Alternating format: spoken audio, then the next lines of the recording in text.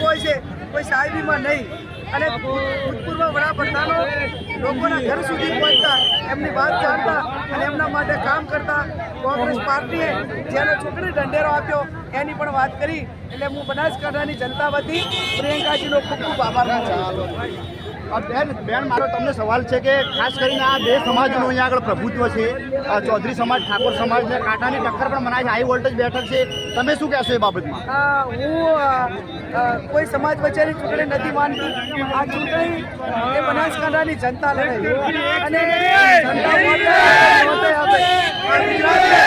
ચૂંટણી છે કે લોકો લડતા હોય, એટલે બનાસકાંઠાની જનતાના આશીર્વાદ અમારી હાથે. બેન આજના માહોલમાં તમે શું કહેશો? બેન આજના માહોલમાં જન સમર્થન મળી રહ્યું, પોતાના સ્વખર્ચે આવી અને પ્રિયંકાજીને સમર્થન આપ્યું, મને સમર્થન આપ્યું.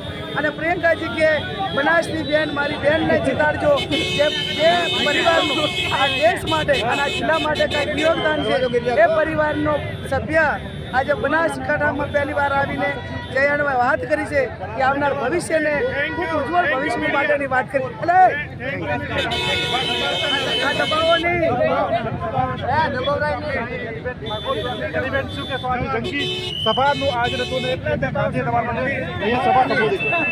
પ્રિયંકાજીનો આભાર માનું, બનાસકાંઠાની જનતાનો આભાર માનું કે સ્વખર્ચે આટલો જનસેલાબ એ પોતાની રીતે લાગણી ભેર અહીંયા વોટ આપવા માટે આવ્યો છે. એમને વોટે આપ્યા, નોટે આપ્યા, કોઈ પણ પ્રકારની વ્યવસ્થાઓ અમારી પાસે નથી, છતાં જનતા જનાદેશ અમારી સાથે.